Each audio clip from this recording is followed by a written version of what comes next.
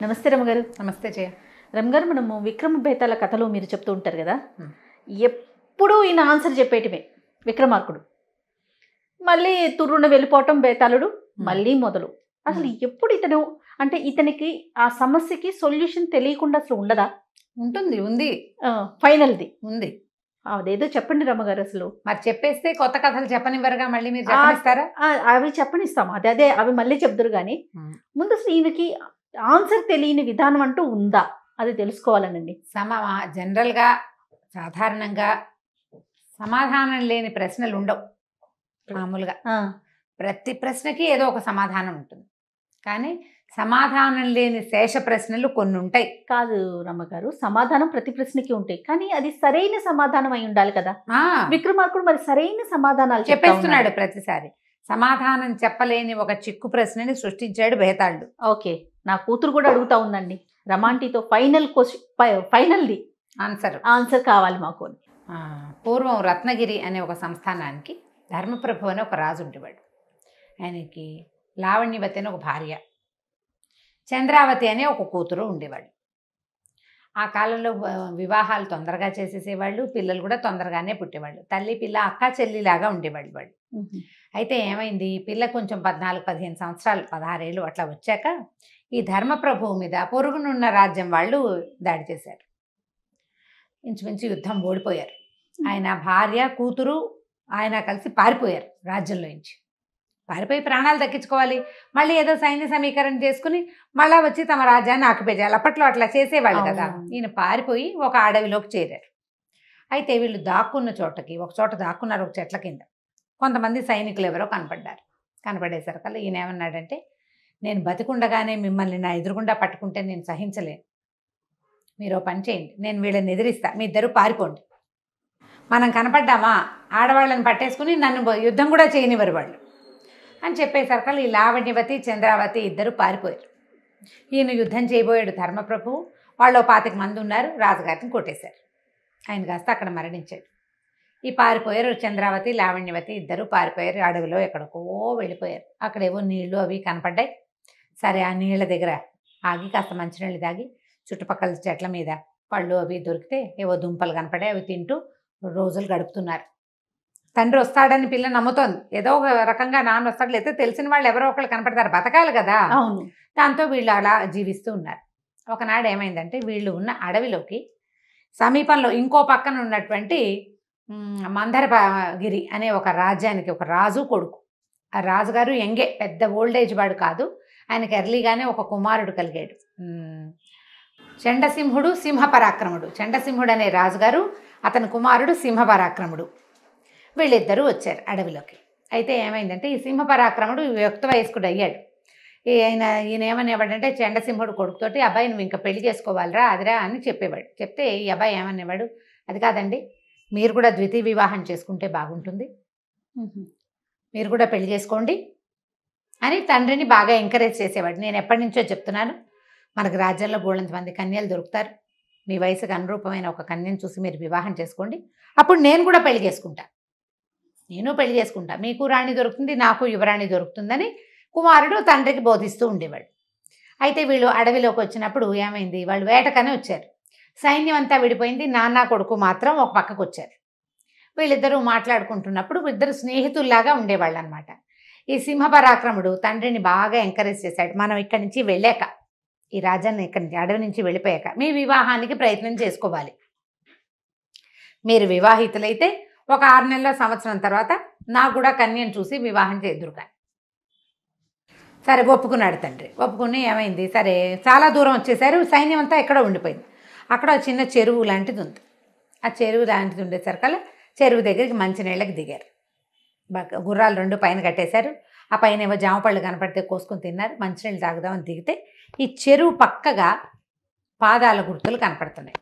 ఒక జత పెద్ద పాదాలు, ఒక జత చిన్న పాదాలు.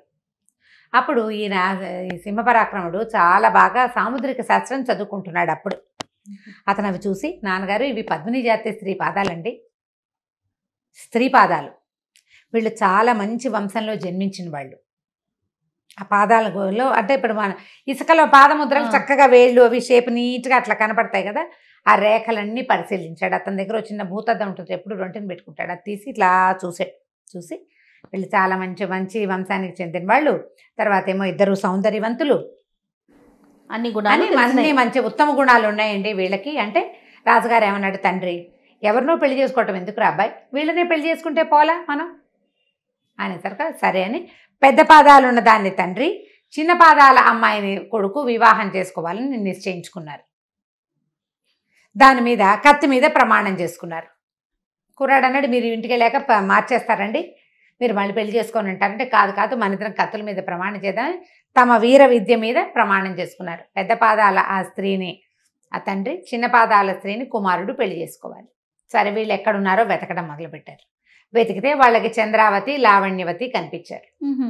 ఎవరు మీరు ఏమిటి అని కనుక్కున్నారు. మేము ఫలానా రాజుగారి భార్య కూతురు, ఆ ధర్మప్రభు ఆయన మరణించాడు కదా అన్నారు. వీళ్ళకి అడవిలో ఉండిపోయారు, వార్తలు తెలీదు. పక్క రాజ్యం మందరగిరి వాళ్ళకి తెలుసు ఆయన మరణించాడు. రాజ్యం ఏమో వేరే వాళ్ళ రత్నగిరి, ఆ రాజ్యం వేరే వాళ్ళు ఆక్యుపై చేశారు తెలుసు. అయితే ఏమైంది, మీరు మాతో వచ్చేసేయండి అని చెప్పి తెచ్చేసుకున్నారు. తమతో పాటు తీసుకొచ్చారు. ఇంతలో సైన్యం కూడా వీళ్ళని వెతుక్కుంటూ వచ్చింది. మొత్తం అంతా రాజ్యానికి మందరగిరికి వెళ్ళిపోయారు. వెళ్ళారు. వీళ్ళకు అంతఃపురం అది ఏర్పరిచారు. తల్లి పిల్ల ఇద్దరు చక్కటి సౌందర్య రాసులు. ఓ పిల్ల చిన్నది, ఒక ఆవిడ పెద్దది కాస్త. సరే తీరా వాళ్ళకి అక్కడికి వెళ్ళాక ఏం తెలిసింది, ఇలా వివాహం నిశ్చయం చేసేసుకున్నామని అనుకున్నారు కదా, కొద్దిగా వాళ్ళు సెట్ అయ్యాక మిమ్మల్ని మేము వివాహం చేసుకోదలుచుకున్నామని చెప్పారు. అప్పుడు వాళ్ళకి ఏం తెలిసిందంటే, చిన్న పాదాలు తల్లివి, పెద్ద పాదాలు కూతురివి. కూతురి పాదాలు పొడుగు, అమ్మ పాదాలు చిన్నవి. వీళ్ళ లెక్క ఏమిటి, పెద్ద పాదాలున్న స్త్రీని రాజుగారు పెళ్లి చేసుకోవాలి, చిన్న పాదాలున్న స్త్రీని కుమారుడు పెళ్లి చేసుకోవాలి. ఇది కత్తి మీద ప్రమాణం చేశాం. ప్రమాణం తప్పకూడదు. తప్పక తల్లిని కొడుకు, కూతుర్ని తండ్రి పెళ్లి చేసుకున్నారు. వివాహం అయిపోయింది. అనంత కాలంలోనే కొంతకాలం గడిచాక ఇద్దరికి సంతానం కలిగింది. తల్లికి కూతురికి ఇద్దరికి పిల్లలు పుట్టారు. ఇప్పుడు ఈ పిల్లలు ఒకళ్ళకొకళ్ళు ఏమవుతారో చెప్పు. ఏ వరస అవుతారు? తల్లికి పుట్టిన వాళ్ళు లెక్క ప్రకారం తల్లికి పుట్టిన వాళ్ళు కూతురికి తమ్ముళ్ళు సోదరులు అవ్వాలి లెక్కకి. కానీ ఇక్కడ ఏమైంది, తల్లికి పుట్టిన పిల్లలు కూతురికి మనవలు అవుతారు.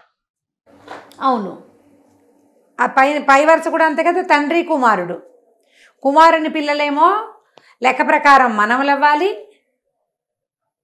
అంతేనా? మళ్ళీ అలా కాకుండా మళ్ళీ ఇప్పుడు మరదళ్ళు అయ్యే అవకాశంగా కూడా ఉంది. మరదలవ్వాలి, బావమరదవ్వాలి. ఇప్పుడు ఈ వరసల్ని ఏమని పిలవాలో చెప్పమని భేతాళుడు అడిగాడు. మనం కథ రెగ్యులర్గా చెప్పలేదు, చివరికి వచ్చేసాం కాబట్టి స్పీడ్గా చెప్పేశాను నేను. భుజం మీద ఉన్న భేతాళుడు ఆవహించి ఉన్నటువంటి కళేబరంలోంచి భేతాళుడు రాజుకి చెప్పాడు ఈ కథ అంతా. విక్రమార్క ఇన్నిసార్లు ఈ సింహాసనం కాదు, ఏమిటది దాని పేరు మర్చిపోతున్నాను చూసావు, ఉండు బాబు రిపీట్ నాయన బంగారుకొండ. ఇన్నిసార్లు శవాన్ని తీసుకొచ్చావు నువ్వు, ప్రతి ప్రశ్నకి సమాధానం చెప్పావు, ఈ ప్రశ్నకి సమాధానం చెప్పు, తెలిసి చెప్పకపోతే నీ తల 1000 వక్కలవుతుంది అనగానే విక్రమార్కుడు మాట్లాడలేదు. ఈ ప్రశ్నకి సమాధానం ఎవ్వరూ చెప్పలేరు. ఎట్లా వరసలు వస్తాయి? సజావైన వరస ఉందా ఇక్కడ? పరమ నిశ్శబ్దంగా కోరుకున్నారు, మాట్లాడలేదు. భేతాళుడికి నవ్వొచ్చింది. రాజా నువ్వు చెప్పలేకపోయావు కదా అన్నాడు. చెప్పలేను నేను, తలకాయ అడ్డం తిప్పాడు, తలుపాడు, చెప్పలేను అని. అయితే నీకు ఒక మాట చెప్తా, నువ్వు ఇన్ని ప్రశ్నలకి సమాధానాలు చెప్పావు, అత్యంత తెలివిగలవాడివి, పరమ సాహసివి. అదే కాకుండా నువ్వు ఎవడికి మాట ఇచ్చావో కాపాలికుడికి వాడి పని చెయ్యవలసిందేనని ఇట్లా గట్టి పట్టుపట్టి రాత్రి తెల్లవార్లు తిరిగావు. దీంతో పాటు నీకు ఒక విషయం చెప్పాలి, ఏ కాపాలికుడైతే నిన్ను తెమ్మని, ఈ శవాన్ని తెమ్మని చెప్తున్నాడో వాడు నిజానికి దొంగ.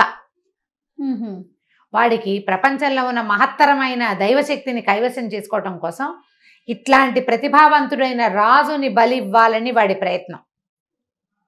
ఆ దేవి 2 నియమాలు చెప్పింది, మంత్రశాలి అయిన కాపాలికుడు కానీ పరమ సాహసికుడైన చక్రవర్తిని కానీ బలి ఇవ్వాలి అని. ఆ కాపాలికుడు తనలాంటి వాడిని ఇంకొకరిని పట్టలేడు కాబట్టి నీలాంటి చక్రవర్తిని పట్టుకున్నాడు. నువ్వు నీ సాహసం నిరూపించబడుతుంది, నీ వల్లే భేతాళుడు కైవసం అవుతాడు. నా శక్తి దైవశక్తి ఉండటం ఒక రకమైతే భేతాళ శక్తిని పట్టుకోవాలి మొదట. దానికోసం ఈ భేతాళ శక్తిని ఎవడైతే పట్టుకుంటాడో వాడు అమ్మవారిని కూడా పట్టుకోగలుగుతాడు తర్వాత మెట్టు కింద. కానీ నీ యొక్క విజ్ఞత, నీ సాహసానికి నేను నీకు లొంగిపోతున్నాను. నాకు వాడి దగ్గరికి వెళ్తాం ఇష్టం లేదు. వాడు దుర్మార్గుడు, లోకోపకారం చెయ్యడు. వాడు శక్తుల్ని దుర్వినియోగపరుస్తాడు. నా నుంచి ఆ కాళిని సాధించాలని వాడి ఉద్దేశం. నువ్వు కాళీ ప్రసన్నం కలిగిన వాడివి, నీ యందు నేను ప్రసన్నుడుగా ఉంటా. అక్కడ జరుగుతున్న శ్మశానంలో జరుగుతున్న యజ్ఞంలో బలి ఇవ్వవలసిన వాళ్ళు ఇద్దరు, ఇవ్వదగిన వాడు. ఒకడు రాజు, రెండోవాడు కాపాలికుడు. ఒకటి నువ్వు, రెండోవాడు అక్కడ ఉన్నాడు. నువ్వు ఒక పంచి ఈ శవాన్ని తీసుకెళ్ళి అక్కడ పడుకోబెట్టు. కాపాలికుడు నిన్ను నమస్కారం చేయమంటాడు. నువ్వు దండం పెట్టంగానే వాడు నీ తల నరికేస్తాడు. నిన్నే బలివ్వబోతున్నాడు. వాడికి శవం అక్కర్లేదు. నిన్ను బలిస్తే వాడికి ఈ శవంలో ఉన్నటువంటి భేతాళ శక్తి వాడికి వచ్చేస్తుంది. నువ్వు ఈ పని చెయ్యొద్దు, నమస్కారం చేయబోక. వాడిని నమస్కారం చేసి చూపించమను. ఎప్పుడైతే వాడు సాష్టాంగ నమస్కారం చేయడానికి వంగుతాడో నువ్వు అతని తల కొట్టి అతన్ని అమ్మకి బలిస్తే భేతాళ శక్తి నీ వశమవుతుంది. నేను నీతో ఉంటాను, నీ ఆజ్ఞకి బద్ధుణ్ణై ఉంటాను. నువ్వు ప్రపంచక్షేమం కోరేవాడివి, రాజువి, పైగా ఉత్తమోత్తమైన గుణాలు కలిగిన వాడివి అని చెప్పాడు. చెప్పేసరికల్లా రాజు ఆశ్చర్యపోయాడు. విక్రమార్కుడు, ఆహా, కాపాలికుడు ఎంత తెలివిగా నన్ను ఇక్కడ ఇరికిచ్చాడు. అయినా కూడా అమ్మవారి దయ అపారంగా నా మీద ఉంది కాబట్టి ఈ భేతాళుడు తనంతట తను నాకు వశం అవుతానంటున్నాడు అని చెప్పి సరేనన్నాడు. ఈ శవాన్ని భుజాన్ని వేసుకున్నాడు, వెళ్ళిపోయాడు శ్మశానం తాలూకు రెండో భాగంలోకి. ఒక భాగంలో పట్టుకొచ్చాడు. శ్మశానానికి బయట ఉన్న భాగంలో ఆ కాపాలికుడు పెద్ద హోమం చేస్తున్నాడు. కోడిపెట్టలు, మేకలు, గీకలు, నిమ్మకాయలు, వేపండలు, చాలా రకరకాల పరిచినాయి, ముగ్గులు, ప్రచండంగా ఒక పెద్ద హోమకుండం. ఆ హోమకుండం దగ్గర ఏదో పూజ చేస్తున్నాడు అతను. అప్పుడు ఏమైంది, ఈ వెళ్ళంగానే బాడీని తీసుకెళ్ళి అక్కడ పడుకోబెట్టాడు. ఆయన మెచ్చుకున్నాడు కాపాలికుడు. అబ్బా విక్రమార్క, నువ్వు ఎంత గొప్పవాడివి, ఎంత సాహసివి. నీలాంటి వాడితో కలిసి ఇలాంటి శక్తిని సాధించడం నాకు చాలా పరమోత్కృష్టంగా, అద్భుతంగా, ఆనందంగా చాలా ఉన్నాయి. అవన్నీ వచ్చేసినాయి భావాలు. ఈ యజ్ఞకుండానికి దండం పెట్టు, నమస్కారం చెయ్యి. యజ్ఞశక్తి, యజ్ఞలో వచ్చేటువంటి యజ్ఞదేవత నిన్ను, నీ రాజ్యాన్ని కటాక్షిస్తాడు అని చెప్పాడు. చెప్పేసరికల్లా ఈయన వంగిట్ల దండం పెట్టాడు. అట్లా కాదు, సాష్టాంగం చేయమన్నాడు ఆయన. ఈయన ఏమన్నాడు, ఎప్పుడూ నేను సాష్టాంగం చేయలేదు, నాకు చేత కాదు. సాష్టాంగం ఎలా చేయాలో గురుదేవా మీరు చూపించండి, నేను చేస్తానన్నాడు. ఆయన ఇంతేనని ఈయన నేల మీద పడుకుని పొడుగ్గా కాళ్ళు చేతులు చాపి తల కిందకి పెట్టంగానే ఇతను ఏం చేశాడు, విక్రమార్కుడు బొరలో ఒక కత్తి ఉంటుంది, ఆ కత్తి తీసి టాప్ అని ఆ కాపాలికుడు తల నరికేశాడు. నరికేయంగానే ఈ శవంలో ఉన్నటువంటి భేతాళ్ళు నరుస్తూ ఇట్లా బయటకు వచ్చేసింది. ప్రచండమైన శక్తి బయటకు వచ్చి నుంచుని, విక్రమార్క నీ సాహసానికి మెచ్చుకున్నాను, ఈ రోజు నుంచి నేను నీ సేవకుణ్ణి అని చెప్పి ఆ భేతాళ శక్తి, నువ్వు ఎప్పుడు పిలిస్తే అప్పుడు వస్తాను నేను. ఇంత యజ్ఞం చేసి ఇట్లా బలిచ్చిన వాడికే కైవశం అవుతుంది. నిజానికి యజ్ఞం అంతా కాపాలికుడు చేశాడు. అవును, చివరి బలి సంహారం మాత్రమే ఈయన చేసింది, బలిహరణ మాత్రమే చేశాడు ఈయన, అంతకంటే ఇంకేం చేయలేదు కదా. అయినా కూడా ఇతనికి ఆఖరి పని ఎవరు చేస్తారో వాళ్ళకి సిద్ధిస్తుంది అది అని చెప్పి భేతాళ్ళు గాల్లోకి ఎగిరిపోయాడు. ఆ డెడ్ బాడీ అక్కడే ఉండిపోయింది. ఈ కాపాలికుడు మరణించాడు. ఈయన వెంటనే తూర్పు తెల్లవారుతుంది చూసుకుని అతని కోసం భట్టి మొదలైన వాళ్ళంతా నిలబడి ఉన్నారు బయట. ఈ శ్మశానపు దారిలో ఉంది వాళ్ళ తాలూకు మంది మార్బల్ వాళ్ళందరితో కలిసి వచ్చాడు. వాళ్ళంతా అక్కడ ఉన్నారు, ఈయన లోపలికి వచ్చాడు. రాత్రి గడిచింది ఇంతకీ. ఈ 24-25 కథలతోటి రాత్రి తెల్లవారింది అంతే. తూర్పు తెల్లవారుతోందని చెప్పి ఆ కత్తి వరలో పెట్టుకుని భట్టి దగ్గరికి వెళ్ళాడు. అయిపోయిందా యజ్ఞం ప్రభు అని అడిగాడు. అయిపోవటం ఏమిటి, మొన్నటి దాకా ఇప్పటి వరకు మనకి కాళికాదేవి అనుగ్రహమే లభించింది అనుకునేవాళ్ళం, ఇప్పుడు భేతాళ శక్తి కూడా మనకు తోడైంది. ఏ పని కావాలన్నా ప్రపంచంలో మనం చేయలేని పని లేదు భట్టి, ఇంకా మనం ఏదైనా చేసేయగలమని చెప్తూ భట్టితో సహా ఆయన తన రాజ్యానికి తిరిగి వెళ్ళిపోయాడు విక్రమార్కుడు. కథ కంచికి మనం ఇంటికి. ఇది ఆఖరి కథ. చాలా బాగుంది రమ్మగారు. ఇంక మంచి పరిపాలన చేశాడు కదండి విక్రమార్కుడు, చాలా మంచి పరిపాలన, సుపరిపాలన. కానీ మీరు ఈ స్టోరీ చెప్తున్నప్పుడు నాకు ఒక విషయం గుర్తుకొచ్చిందండి. తను అడిగిన ప్రశ్నల్లో కొడుకు తండ్రికి వివాహం జరిపించడం ఈ కాన్సెప్ట్ మనం కొత్తగా వచ్చింది అనుకుంటున్నాం. ఇవాళ రేపు చూస్తున్నాము పిల్లలు తల్లిదండ్రులకి మా నాన్నకు పెళ్లి అలాంటివి చేస్తున్నారు అనుకున్నాం. కానీ చూడండి ఎప్పటి విషయం రమ్మగారు ఇది. మీరు చెప్పగానే నాకు అది ఎప్పటి విషయం, పాత విషయమే కదా. అంతే, దాన్ని మనం ఇప్పుడు ఫాలో అవుతున్నాం. అదే, కానీ చాలా బాగుందండి ఫైనల్ స్టోరీ. దీన్ని బాగా హైలైట్ చేయండి మరి. పిల్లలకి బాగా హైలైట్ చేసి చెప్పాలి. కానీ నిజంగా అసలు వరుసలు కుదరలేదు, చెప్పలేకపోతారు. అసలు లెక్క ప్రకారం తల్లికి కనుక ఒక కొడుకు పుడితే కూతురుని దాన్ని వాడికిచ్చి పెళ్లి చేయొచ్చు లెక్కకి. ఇక్కడ ఎట్లా కుదురుతుంది? ఇక్కడ మనవడైపోయాడు కదా. అంతే.